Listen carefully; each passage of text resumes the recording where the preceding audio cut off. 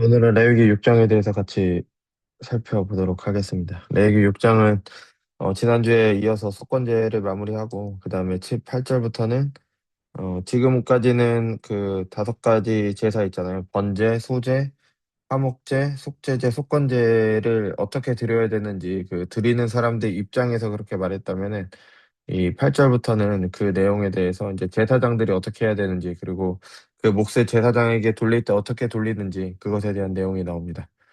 같이 보도록 하겠습니다. 여호와께서 모세에게 말씀하여 이르시되 누구든지 여호와께 신실하지 못하여 범죄하되 곧 이웃에게 맡긴 물건이나 전당물을 속이거나 도둑질하거나 착취하고도 사실을 부인하거나 남의 이름 물건을 죽고도 사실을 부인하여 거짓 맹세하는 듯 사람이 이 모든 일 중 하나라도 행하여 범죄하면 이는 죄를 범하였고 죄가 있는 자니 그 훔친 것이나 착취한 것이나 맡은 것이나 물건을 주운 것이나 그 거짓 맹세한 모든 물건을 돌려보내되 꼭 그 본래 물건의 5분의 1을 더하여 돌려보낼 것이니. 그러니까 어떤 사람들이 속여서 뭔가를 속이거나 아니면 뭐 빼앗거나 그러니까 뭔가 여러 가지를 통해서 뭔가 다른 사람의 것을 나의 것으로 삼은 일이 있으면은 5분의 1을 더해서 돌려보내는 거죠. 그러니까 이거는 피해 보상을 하는 겁니다. 그죠? 우리나라 지금 현실을 보면은 사기를 당하거나 당해도 피해 보상 받을 길이 굉장히 어렵죠. 그래서 오히려 사기를 당하신 분들이 가해자들, 사기를 친 사람한테 애원하는 그런 일들도 있잖아요. 빨리 그거를 회복시켜 달라고. 근데 회복시킬 만한 그게 없죠. 만약에 그 사람이 뭐 그거를 해서 다 얻다가 썼으면은 되게 회복시킬 방법이 없죠. 그래서 그거랑 달리 굉장히 중요한 겁니다. 이 피해자에 대한 피해를 복구시키는 아주 중요한 그 방법, 그 제사법이 되겠죠. 그 죄가 드러나는 날에 그 임자에게 줄 것이요. 그는 또 그 속건 제물을 여호와께 가져갈지니. 그러니까 사람에게도 하고 그다음에 하나님께도 드려야 되는 겁니다. 그러니까 어떤 사람이 범죄한 것은 그 어떤 사람에게 피해를 입혔다면은 사람에게도 죄를 지은 거고 하나님께도 죄를 지은 거기 때문에 사람에게도 배상해야 되고 하나님께도 그 죄에 대한 대가를 치러야 되는 거죠.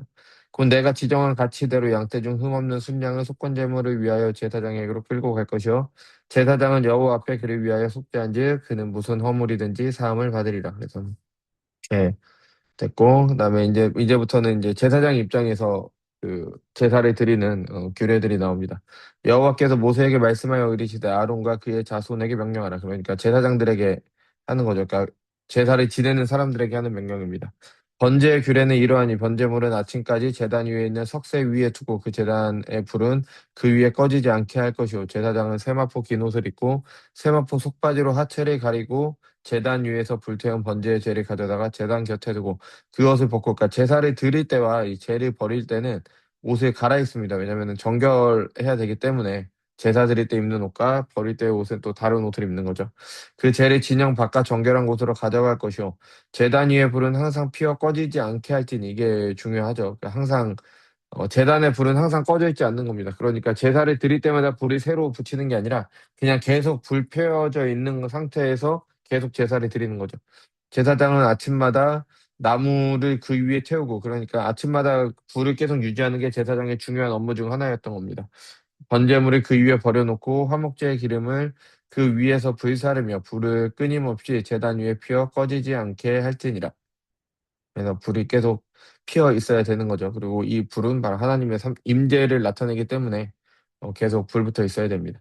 소재의 규례는 이러하니라. 아론의 자손은 그것을 제단 앞 여호와 앞에 들이되 그 소재 한 가루와 한 움큼 소재 그 소재의 고운 가루 한 움큼과 기름과 소재물 위에 유향을 다 가져다가 기념물로 제단 위에서 불살라 여호와 앞에 향기로운 냄새가 되게 하고 그 나머지는 아론과 그의 자손이 먹되 그러니까 이 소재는 먹을 수가 있는 거죠.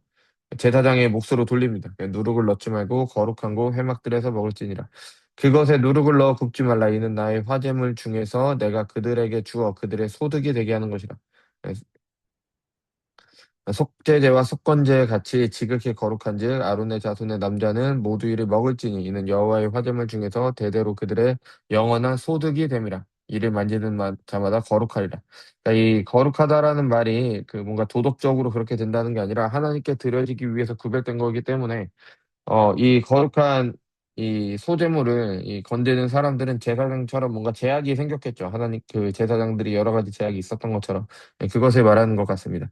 여호와께서 모세에게 말씀하여 이르시되 아론과 그의 자손이 기름 부음을 받는 날에 여호와께 드린 예물은 이러하니 고운 가루 10분의 1 에바를 항상 드리는 소제물로 삼아 그 절반은 아침에 절반은 저녁에 드리되 그것을 기름으로 반죽하여 철판에 굽고 기름을 적셔 썰어서 소제로 여호와께 드려 향기로운 냄새가 되게 하라. 이 소제는 아론의 자손 중 기름 부음을 받고 그를 이어 제사장이 된 자가 드릴 것이요 영원한 규례로 여호와께 온전히 불사를 것이니 제사장의 모든 소재물을 온전히 불사르고 먹지 말지니라. 이거는 대제사장이겠죠. 기름 부음 받은 거니까요. 그죠?